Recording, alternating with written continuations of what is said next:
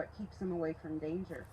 So if you don't get in the way of that, you understand the mechanics of it, and you get your parameters working properly, you get in time with those feet. And once you're in time with those feet, and you're in time with them in the way that the horse moves by nature, he's going, wow, this person understands me, thinks just like a horse. He's never going to get me in trouble. So again, I use my parameters to create the ability to move the hind, the front. I think about just separating that horse's body into pieces. First thing he has to do is move forward. When I hook my lead rope to his inside hind, I want to see that left hindquarter stepping out, and then moving forward again. That's going to be difficult. Lost my sound, how? It's still. Hello? It's Can you guys hear me?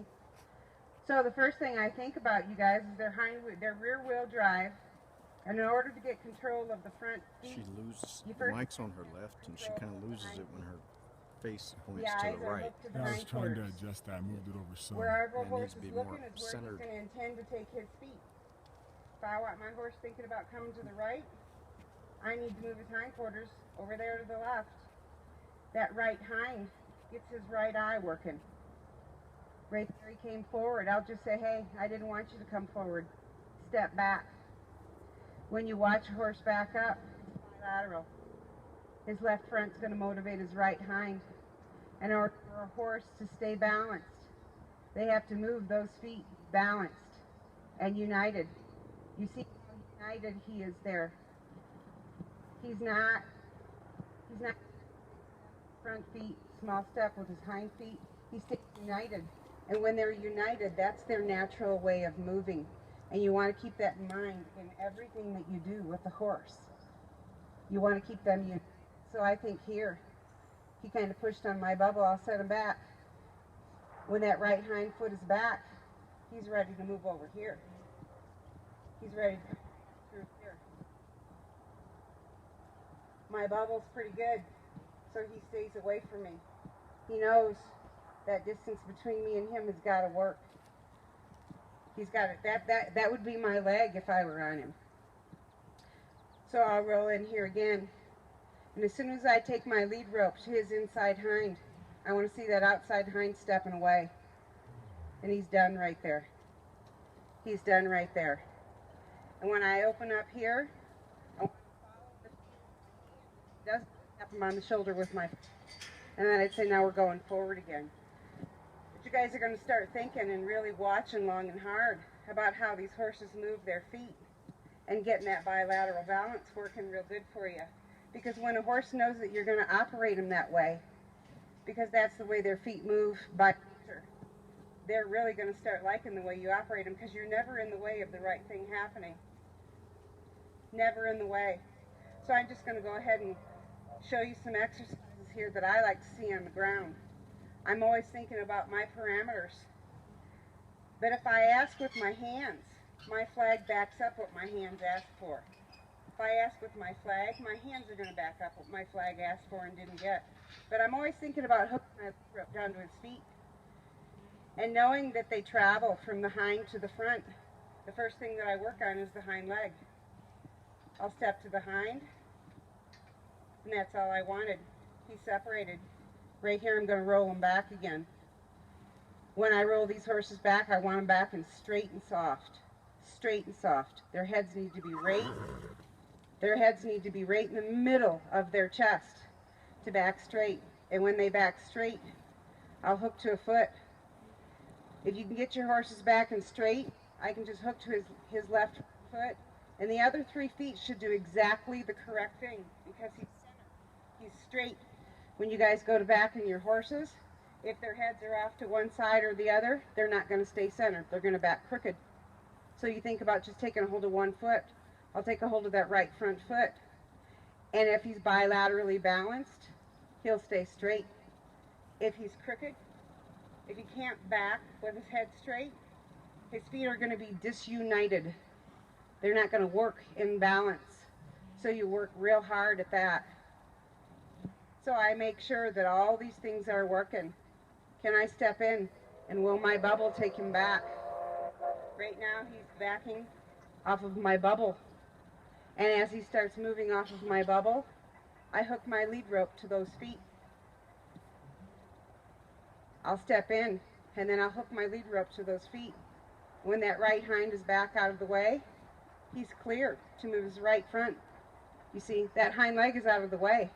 Horse is not going to reach back and step on his leg. So you have to prepare the horse for that.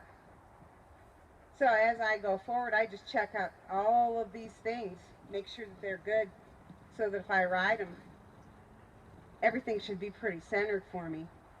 If I step in, he'd be moving off of my left leg right here. And then I'd be done with that leg. And then he'd be moving off of my right leg right here. And then that right leg would be done. Right here, I just open up and say, okay, now let's go forward. When I'm walking him here, I want to make sure that I can step to the hind. Take a hold of it. Take a hold of that inside front foot. Just see if you can walk a circle. Have him stay upright. Have him stay upright. Have those shoulders stay right straight up and down. He's not leaking. I ought to be able to walk this shoulder. I'm thinking about hooking my rein to his inside front foot, and my flag is my leg. And as I close that parameter up, you ought to start rolling right around.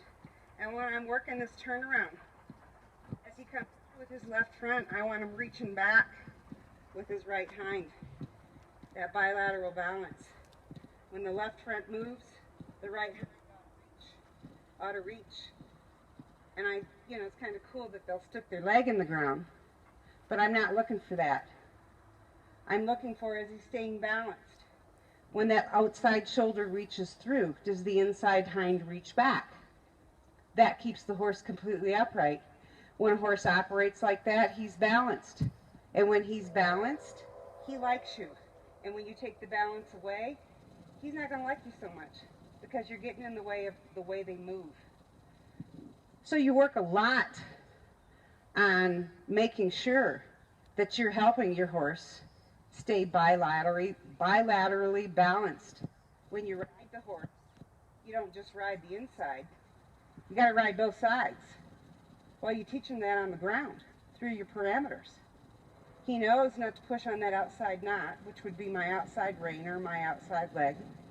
So I can use my parameters to keep my horse balanced, to keep him balanced here. And as long as they're good, I can move those feet anywhere I want, and there's no trouble there. There's no trouble. He's like, all right, no problem. We can do that. So the first thing you got to be able to do is send him forward. Untrack the hind.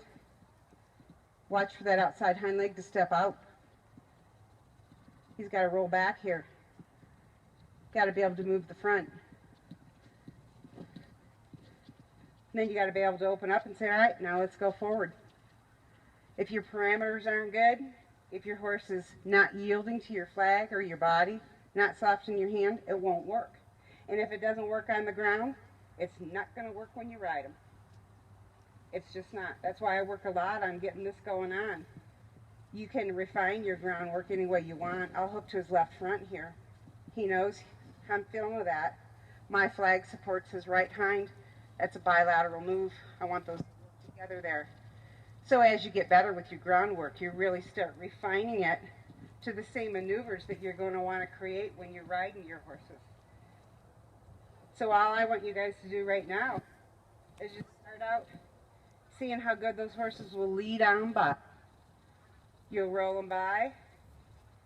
You'll step to